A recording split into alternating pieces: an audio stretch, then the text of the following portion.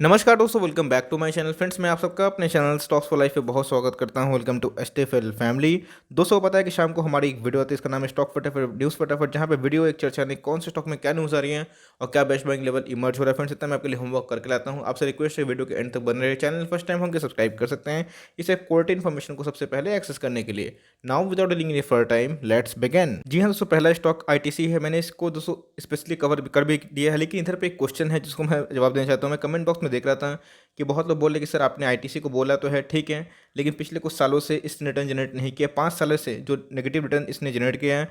दोस्तों अगर आप ऐसे देखें तो उस हिसाब से टाटा मोटर्स, एसबीआई, ना जाने कितने सारे स्टॉक्स हैं जिसने पास्ट परफॉर्मेंस अच्छे नहीं किए थे। उसने दोस्तों 2021 और 20 में अच्छे खासे मल्टीपल रिटर्न्स दिए हैं।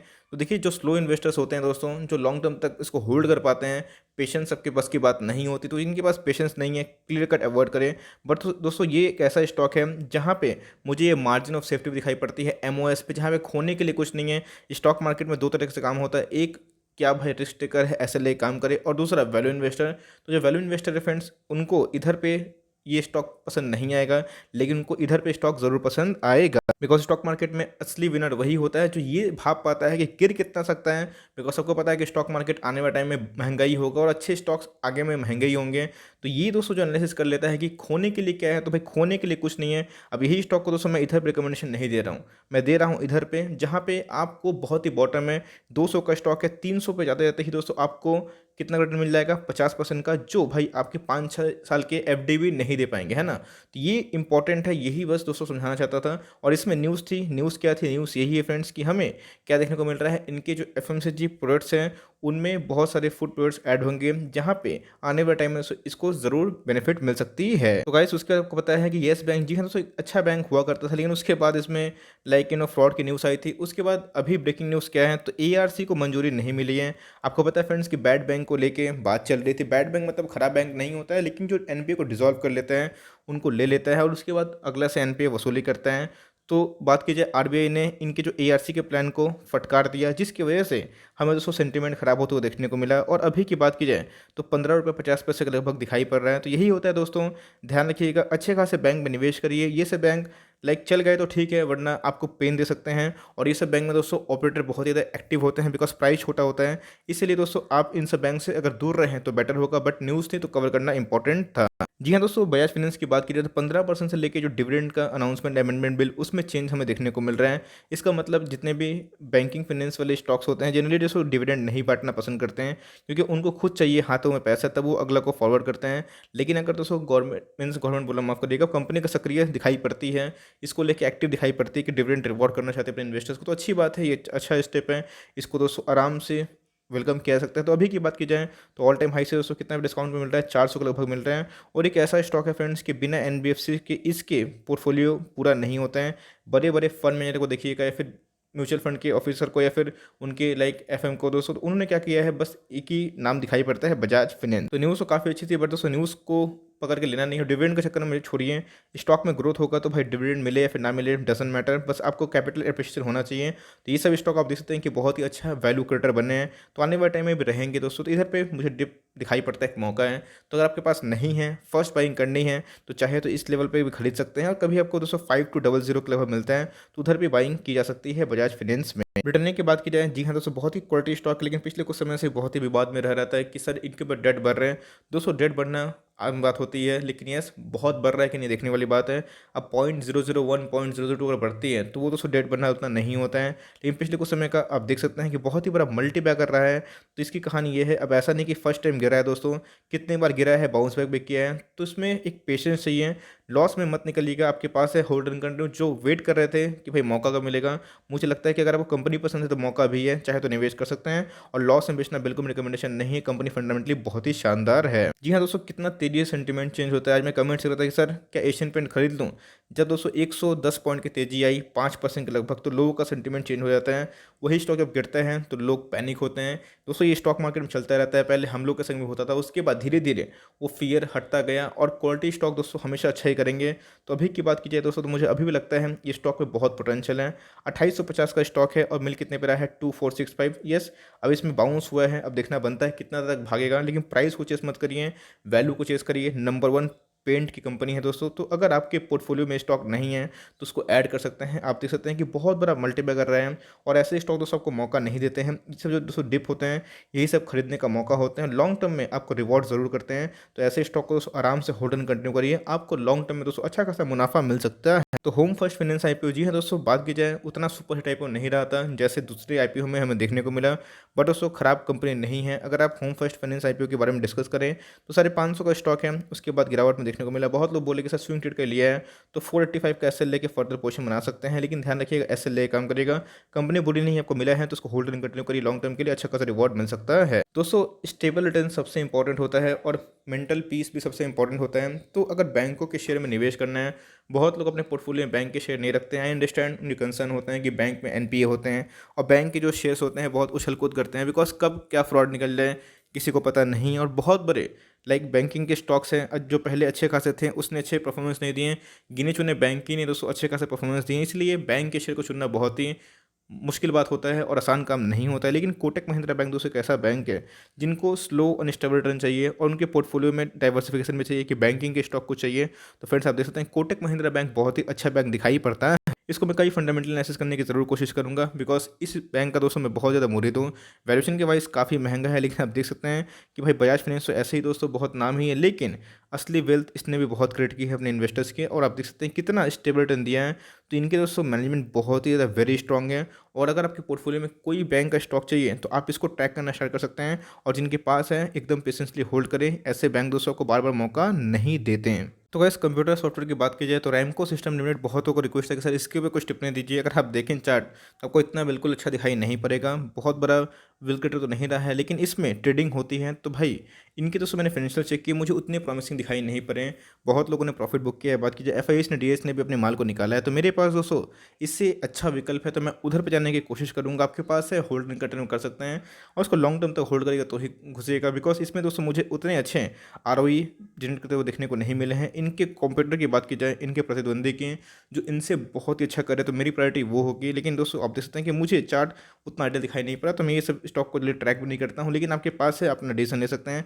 आज की 2% की तेजी है, लेकिन प्रॉफिट बुक करना दोस्तों एक रिकमेंडेशन है, बिकॉज बड़े बड़े निवेशक इसमें निकल रहे हैं। और इधर पे देखें तो कंपनी बुरी नहीं है, लेकिन ध्यान रखिएगा इससे अच्छा विकल्प मार्केट में अवेलेबल ऑलरेडी है। जी हाँ दोस्तों, वैभव ग्लोबल एकदम बहुत ही शानदार स्टॉक दिखाई पड़ता है। और आज दोस्तों 4700 एकदम आपको मैंने बताया था कि 3950 का एसएल लेके फर्दर पोजीशन बना सकते हैं। और एकदम देख सकते हैं कि उसके बाद तेजी आ गई। अब दोस्तों ये एसएल एकदम चांस था कि हिट नहीं होगा, लेकिन फिर भी एसएल के लिए मैंने बोला था, क्योंकि जहाँ पे न्यूज़ होता है वहाँ पर रिस्क भी एसोसिएट होता है, इस बात का ध्यान रखिएगा। तो अभी की बात की जाए तो 7 से 8% की तेजी देखने को मिल रही है। बहुत लोग पूछ रहे कि सर अब क्या करें, अब एंट्री लें या फिर ना लें। देखिए अगर उस समय एंट्री लेते हैं तो बेस्ट ऑप्शन था, लेकिन अभी भी एंट्री लेते हैं तो ख़राब नहीं है। 4350 तो मैं ख़राब नहीं है, क्यों बोल रहा हूँ, बिकॉज मैं ऑल टाइम हाई पे स्टॉक को लेने के लिए थोड़ा सा कतराता हूँ। लेकिन 22 मार्च इनके लिए इंपॉर्टेंट डे है। अब उस दिन अनाउंसमेंट डे करेंगे कि बोनस बोलना माफ़ करिएगा, स्प्लिट कितने देखने को मिलेंगे, 1:10 का या फिर 1:5 का। तो उसके बाद और विस्फोट देखने को मिलेगा। और तो यही ध्यान है आपको रखना है। अगर ये न्यूज़ और भी अच्छी कंफर्म हो गई, कुछ डिविडेंड में अनाउंस कर दिए हैं, तो फिर स्टॉक में और भी आग लग सकती है। लेकिन स्टॉक फंडामेंटली बहुत ही शानदार है। हिंदुस्तान फूड दोस्तों अच्छी कंपनी दिखाई पड़ती है। और इधर पे अगर आप देखें तो इसमें सर्किट वाला गेम चलता रहता है, कभी लोअर सर्किट पाता है कभी अपर सर्किट पे। तो 2600 का स्टॉक है, if I am not wrong. तो अभी कितने मिल रहा है, 2200 के लगभग मिल रहा है। बीच में दोस्तों ये 2100 के लगभग भी आ चुका था। बहुत लोग पूछते हैं कि सर इसमें निवेश कर सकते हैं। यस कर सकते हैं। ध्यान रखिएगा वैल्यूएशन के वाइज अगर आप देखिए तो 149 के पी पे चल रहा है। बट इनके बहुत सारे क्लाइंट्स हैं और बड़े बड़े जो क्लाइंट्स हमें देखने को मिलते हैं, जिनमें दोस्तों लाइक एचयूएल का या फिर उन सब का भी नाम हमें देखने को मिलता है। तो कंपनी दोस्तों मैरिको से भी डील करती है, आईटीसी भी इन्हें क्लाइंट देखने को मिलते हैं। तो कंपनी बुरी नहीं है, चाहें तो लॉन्ग टर्म के लिए फ्रेंड्स इस पर निवेश कर सकते हैं। लेकिन ध्यान रखिएगा थोड़ा थोड़ा निवेश करिएगा और हर एक स्टेप पे इस निवेश बढ़ाते जाइएगा।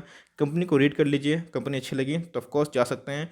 2100 के लेवल पर कभी आता है तो उधर पे एंट्री अच्छी खासी की जा सकती है। जी हाँ, सो घोड़ा बहुत दिन के बाद भागा है और 1000 के ऊपर क्लोजिंग देना अपने आप में ही और तेजी का सबक देखने को मिलता है। आज आईटी के बहुत सारे स्टॉक्स हरे भरे दिखाई पड़ रहे थे, लेकिन एसएल टेक बहुत ही शानदार स्टॉक है। और दोस्तों 1000 के ऊपर टिकता है तो आपको क्लियर कट 1200 के लेवल पे आने वाले कुछ महीनों में देखने को मिल सकता है। बहुत सारे ब्रोकर्स का टारगेट भी है कि 1230 से लेकर 1250 जा सकते हैं। और आप देख सकते हैं फ्रेंड्स कि इसमें कोई डाउट ही नहीं है, कंपनी बहुत ही शानदार है। और मीन्स आईटी की बात की जाए तो बहुत ही अच्छी प्रॉमिसिंग और बहुत ही बड़ा वेल्थ क्रिएटर बन के उभरा है। आपके पास है होल्ड एंड कंटिन्यू और 1000 नीचे दोस्तों इधर पे बाई की जा सकती है, लेकिन ध्यान रखिएगा इन्फोसिस और टीसीएस के बाद ही इसको प्राथमिकता दे सकते हैं। बहुत दिन के बाद दोस्तों एचयूएल की बात की जाए तो आज हमें भागता हुआ दिखाई पड़ रहा है। तो एफएमसीजी के बहुत सारे स्टॉक्स आज हमें हरे भरे दिखाई पड़ रहे थे, जहाँ बैंक निफ्टी लाल था, तो इसके ऊपर क्लोजिंग देना 2200 के ऊपर क्लोजिंग देना दोस्तों इसको 2300 के लेवल के लिए ट्रैक कर सकते हैं। कंपनी फंडामेंटली बहुत ही अच्छी है और 2600 के स्टॉक के डेट फ्री है। अभी दोस्तों मुझे लगता है कि अगर आप एक डिफेंसिव प्लेयर है तो मौका है, खराब नहीं है। 2200 का लेवल से मुझे खराब दिखाई नहीं पड़ता, 20-50 रुपये ऊपर नीचे होगा ही, तो उसको लेकर टेंशन मत लीजिएगा। लेकिन फंडामेंटली स्ट्रॉन्ग कंपनी है और इधर पे आप नहीं लिए हैं तो अभी भी ले सकते हैं, चाहे तो स्विंग ट्रेड भी कर सकते हैं। 50 रुपये का सेल लेके फर्दर आगे 100-200 पॉइंट के लिए कंपनी बहुत ही अच्छी है। तो भाई बर्गर किंग ने जो हाल सिखाया, लोगों ने बर्गर खाना बंद कर दिया है। यही होता है जब आप स्टॉक को चेस करते हैं। देखिएगा दोस्तों बहुत लोग फंडामेंटल को चेस नहीं करते हैं, बस स्टॉक का प्राइस चेस करते हैं। 213 पे था, उधर पे क्लियर कट मैंने मना किया था 200 के लेवल पे। इतनी गालियाँ पड़ी थी फ्रेंड्स, मुझे अभी भी याद है। बहुत लोगों ने बोला कि सर वीडियो बनाना बंद कर दीजिए बिकॉज ये 500 हो जाएगा, और आप देख सकते हैं कितना अभी हालत है 138। बिकॉज इधर पर देखिएगा दोस्तों फिबोनाची ट्रीटमेंट आपको मैंने सिखाया है, आई होप आपने उस वीडियो को देखा होगा। तो जाइए उससे देखने की कोशिश करिए कि बाउंस बैक कितना आएगा। और मैंने क्लियर कट बोला था कि जो छोटे स्टॉक है जिसमें ऑर्बिटर बहुत ही एक्टिव होते हैं, उधर पर इन्वेस्टमेंट क्या होता है 23.2% नहीं 38.2% होता है, और उसके बाद 50% तक भी गिर सकते हैं। तो अगर आप देखें दोस्तों उस हिसाब से ये 131 का लेवल पे देखने को मिल सकता है। अगर आप सेकंड लेवल को देखें उससे ही आप अंदाजा लगा सकते हैं कि क्या इसके बॉटम बन रहे हैं। तो अभी की बात की जाए तो कंपनी पूरी नहीं है, लेकिन वैल्यूएशन मैटर करता है। पहले दिन से खुलते ही ये मैकडी के वैल्यूएशन से ऊपर महंगा हो गया है ना, तो ये कॉमन सेंस की बात है, लोगों को समझ में नहीं आता है, लोगों को लगता है कि और भागेगा। लेकिन इसलिए मैं बोलता हूँ कि अगर आप लेते भी हैं तो प्लान रखिएगा, गिरे तो पैनिक मत करिएगा। अब ये किस लेवल पर जाएगा, कब जाएगा, ये तो फ्रेंड्स कोई नहीं बता सकता। लेकिन ध्यान रखिएगा टाइम दीजिएगा तो कंपनी में ग्रोथ है तो रिवाइवल हो सकता है। मुझे लगता है कि इसका ऑल टाइम हाई टूटने में कम से कम 2 साल का समय लग सकता है या फिर 1.5 साल लग सकता है।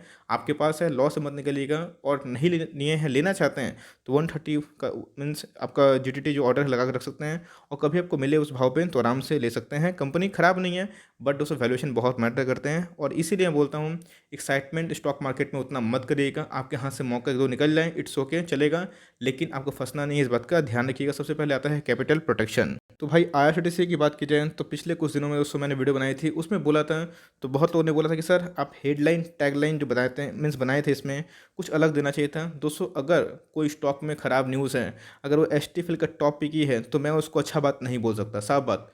बिकॉज मेरा काम है दोस्तों आपको सच बताना, मेरे पोर्टफोलियो का स्टॉक है, तो भाई गिरेगा, खराब न्यूज़ आएगी तो मैं लिखूंगा ना खराब न्यूज़ है। तो उधर पे दोस्तों अगर मैं खराब न्यूज़ को भी अच्छा न्यूज़ बताऊंगा तो ये गलती है, ये एथिक्स के संग मैं खिलवाड़ नहीं करता। इसलिए बहुतों का रिप्लाई मैं इधर पे देना चाहता था। बात की जाए आईआरसीटीसी की तो फंडामेंटली बहुत ही अच्छी कंपनी है, लेकिन ध्यान रखिएगा अब भाई लॉकडाउन का न्यूज़ आएगा तो इसमें गिरावट होगी, ऑब्वियस सी बात है। इसमें पीवीआर में दोस्तों मैं कवर करूंगा कोई कैसे ऑपरेटर गेम आज हुआ। एनीवेज तो आप देख सकते हैं कि आईआरसीटीसी की बात की जाए तो बहुत ही फंडामेंटली अच्छी कंपनी है, लेकिन लॉकडाउन की न्यूज़ की वजह से इसमें लग सकता है ब्रेक। लेकिन जिनके पास मौका है दोस्तों वो इसको छोड़े ना, बिकॉज देखिए लॉकडाउन हमेशा नहीं रहेगा और हमेशा ख़राब सेंटीमेंट देखने को नहीं मिलेगा। बीच में लोग 21 रुपये लेने के लिए पागल थे, आज 200 रुपये डिस्काउंट है तो लोग ले नहीं रहे हैं। बहुत तो बोल रहे कि प्रॉफिट बुक कर लें, देखिए दोस्तों मर्जी आपकी है। बिकॉज मैंने बोला था कि 1950 आपका एसएल होना चाहिए, बट मेरे हिसाब से अगर लॉन्ग टर्म निवेशक का बहुत दूर का सोचते हैं 2-5 साल, तो 100-200 रुपये गिरावट कोई बड़ी बात नहीं है। 100-200 गिरेगा दोस्तों, कल 500 रुपये भाग भी जाएगा। स्टॉक मार्केट में चलता रहता है, इतनी ताकत होती है स्टॉक मार्केट में। तो मेरे हिसाब से कभी ना कभी कंडीशन ठीक होगी, 1 साल लगेगा, 2 साल लगेगा, 3 साल लगेगा। डेफरी कंपनी है, मोनोपोली बिजनेस है, तो अच्छा करेंगे ही। तो अगर आपके पास लाइक ऑप्शन नहीं है तो अपने प्रॉफिट को बचा सकते हैं, और फिर से 2000 के लेवल को क्रॉस करता है तो 1990 का या फिर 98 का एसएल लेके फिर से पोजीशन बना सकते हैं। बट मैं अपनी बात करूँ तो मैं इसको होल्ड एंड कंटिन्यू करूँगा, मैं इसको एक भी बेचने वाला नहीं हूँ। बिकॉज मैं आईआरसीटीसी को दोस्तों आने वाले कल में अच्छा देखता हूँ। यस लॉकडाउन की वजह से ख़राब इंपैक्ट पड़ सकता है, बट ये टेम्प्रोरी होगी, मे बी 6 महीना 8 महीना चल जाए, लेकिन उतना पेशेंस है, आराम से इसको होल्ड किया जा सकता है। आइशर मोटर की बात की जाए, जी हाँ दोस्तों मोटर कंपनी में अच्छी खासी कंपनी दिखाई पड़ती है, बुलेट मेकर है। और बात की जाए बड़े बड़े टारगेट हाउस की बात की जाए, मीन्स ब्रोकर हाउस ने उन्होंने टारगेट को रेस कर दिया है, और टारगेट इधर पे थोड़ी बढ़ जगह बताए हैं 2850, बहुत लोग इसको बोल रहे हैं। तो आपके पास है होल्ड एंड कंटिन्यू, अभी भी खरीदने का मौका है, चाहे तो खरीद सकते हैं, बट मेरे हिसाब से दोस्तों 2550 में खरीदते हैं तो सही रहेगा, अदरवाइज मैं इस ट्रेड पर इंटरेस्टेड नहीं हूँ।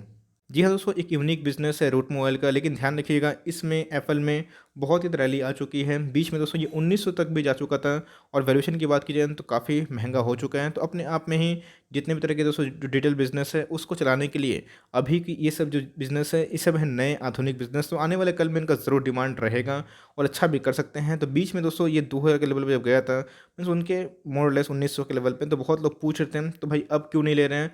तो कंपनी एनालिसिस करिए, प्राइस तो रिएक्शन होता है, डाउन जाएगा, भागेगा, लेकिन कंपनी ख़राब नहीं है, प्रॉमिसिंग है। लेकिन इस लेवल पे लेते भी हैं तो थोड़ा सा लीजिएगा। और बेस्ट प्राइस लेवल तो मुझे 1450 अभी भी लगता है, उधर पे आए तो थोड़ा सा माल और ऐड कर सकते हैं। तो लॉकडाउन की न्यूज़ आएगी दोस्तों, तो लार्सन टुब्रो जैसे बड़े बड़े जितने भी कंस्ट्रक्शन कंपनियां हैं उनमें लगेगा ताला। महाराष्ट्र की बात की जाए या फिर दोस्तों तमिलनाडु की बात की जाए, फिर कहीं के भी उन्होंने थोड़ा-सा कंसर्न ज़ाहिर करा है कि मध्य प्रदेश में तो नाइट कर्फ्यू लेकर को देखने को मिल रहा है। तो ये सब डोमेस्टिक रीज़न है कि जहाँ पे हमें गिरावट देखने को मिलती है। लेकिन याद रखिएगा अल्टीमेट सेवियर डो जोन्स ही होता है। डो कैसे करता है इस बात को ज़रूर ऑब्ज़र्व करिए। और लार्सन टुब्रो की बात की जाए तो अच्छी कंपनी, खराब नहीं है। अच्छा खासा वेल्थ इसने क्रिएट किया है, बट ध्यान रखिएगा कंपनी अच्छी होने से भी कुछ नहीं होता है। न्यूज़ से आपको अपडेट रहना बहुत इंपॉर्टेंट है। जैसे मैंने बताया कोविड लॉन्ग टर्म के लिए नहीं चलेगा, तो हर एक डिप बाई हो सकता है। बहुत लोग इधर पे इनका मौका छूट गया था, लोग 1700-1800 बोल रहे थे, तो अब चाहे तो थोड़ा-थोड़ा ऐड कर सकते हैं। उनके लिए हैं जिनको लॉन्ग टर्म में वेल्थ क्रिएट करना है और बड़ी कंपनी में निवेश करना है। कंपनी फंडामेंटली बहुत ही अच्छी हैं और मुझे लगता है कि अगर गिरता है इस लेवल पे से भी अच्छा, मुझे लेवल लगता है दोस्तों 1400 के लेवल पे। और अगर 1400 लेवल सस्टेन करता है तो सही बात है। 1400 के लेवल पे आप चाहे तो एंट्री कर सकते हैं या फिर 1420 के लेवल पे। इस लेवल पे दोस्तों मैं इंटरेस्टेड नहीं हूँ, आप चाहे तो निवेश कर सकते हैं, बिकॉज मुझे लगता है कि अभी भी ग्रोथ रिवाइवल में थोड़ा समय लग सकता है, बट कंपनी फंडामेंटली बहुत ही शानदार है। तो गाइस मैंने बताया था लास्ट डे ही कि नवीन फ्लोरिन में हमें एक आराम से तेज़ी देखने को मिल सकती है।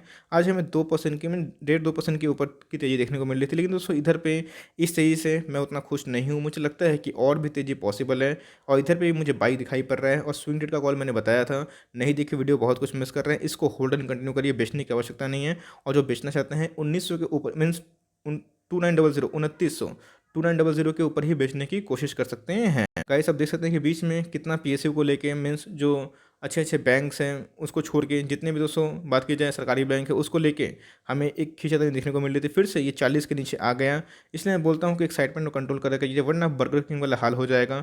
और आप देख सकते हैं कि ये सब चार्ट बिल्कुल भी आइडियल नहीं है। कप शेप की बात की जाए तो देख सकते हैं क्लियर कट दोस्तों एक प्राइस रिएक्शन देखने को मिल रहा है। कंपनी का प्राइस आया ही नहीं कभी उस भाव पे।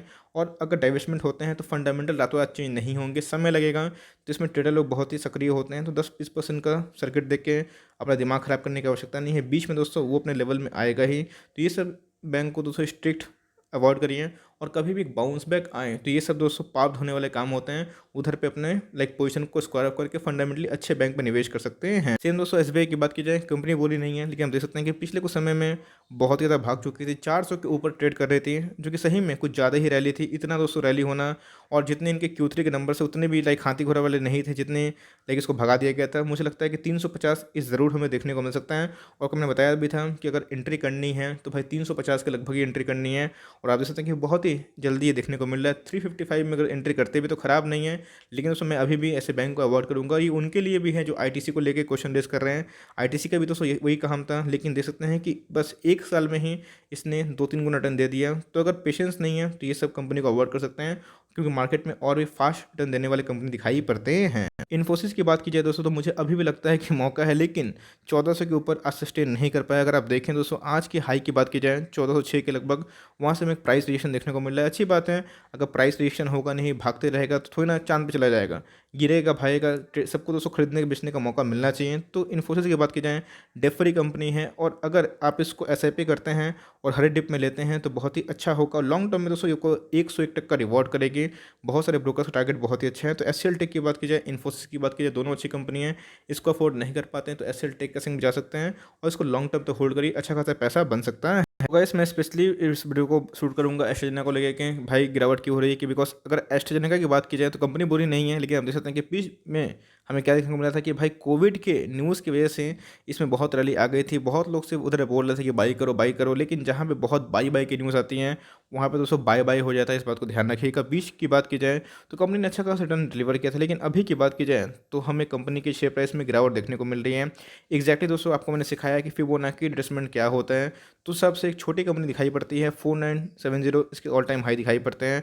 तो अगर दोस्तों 23.2% को टूटता है, वो टूट चुका है, तो अभी कितना जा सकता है 38.2%, मतलब 6% के लगभग दिखाई पड़ता है। तो अगर आप देखें तो 3071 के लगभग ये बॉटम खा सकता है, उसके बाद एक फिर से रिवर्सल देखने को मिलेगा। तो बहुत लोग चाहें तो इधर बाई कर सकते हैं, इसलिए मैं बोलता हूँ कि एक्साइटमेंट में नहीं आना है, कंपनी अच्छा लगेगी आपको ज़रूर मौका मिलेगा दोस्तों, तो उधर पे आप ऐड करिएगा। लेकिन टॉप पे खरीद के हमेशा इंसान रोते हैं, यस आपको टाइम लगेगा तो आपका भाव ज़रूर निकलता है। तो ये सब दोस्तों गिरावट में खरीदना चाहिए, कंपनी बुरी नहीं है, लेकिन प्राइस देख के बहुतों का हालत ख़राब हो जाता है। लॉस से मत बेचिएगा, चाहे तो एवरेज कर सकते हैं इस लेवल पे, लेकिन अगर दोस्तों 307 टूटता है तो उसके बाद जो गिरावट होगी वो थोड़ा सा एक्सट्रीम देखने को मिल सकती है। सुमिटोमो केमिकल की बात की जाए, जी हाँ दोस्तों, कंपनी बहुत ही शानदार है। और बात की जाए पिछले कुछ समय से एक रेंज बाउंड देखने को मिल रहा है, बट मेरे हिसाब से कंपनी इतनी अच्छी है, आपको होल्ड एंड कंटिन्यू करना चाहिए। मार्केट की बात की जाए तो मुझे दोस्तों इससे अच्छा और भी कंपनी दिखाई पड़ती है, लेकिन अगर आपने लिया है तो एटलीस्ट लॉस से मत बेचिएगा, आपके पास है होल्ड एंड कंटिन्यू करिएगा। 338 के ऑल टाइम हाई दिखाई पड़ रहे हैं और 275 पे ट्रेड हो रहे हैं। तो केमिकल कंपनी की अच्छी खासी कंपनी दिखाई पड़ती है, मिड कैप कैटेगरी का है, लो बीटा है, उतना हाई बीटा नहीं है। तो अगर आपके पास अच्छी अपॉर्चुनिटी है तो उसमें निवेश करिए, बट उसको कंपनी फंडामेंटली बहुत ही अच्छी है, अगर आपके पास है होल्ड एंड कंटिन्यू कर सकते हैं। So for timing that's the end of the stock फटाफट सीरीज। आई होप दोस्तों ये वीडियो सीरीज आपके लिए हेल्पफुल है, कंटेंट अच्छा लगता है तो लाइक कर दीजिएगा। चैनल फर्स्ट टाइम होंगे तो याद से सब्सक्राइब भी कर सकते हैं। फर्दर कोई डाउट उसको ड्रॉप करना ना भूलिए, कोई शो का रिव्यू चाहिए उसका नाम भी ड्रॉप कर सकते हैं। I would love to make a video on your demand. तो गाइस मिलते हैं जल्दी ही, तब तक के लिए bye, thanks for watching friends, God bless you all.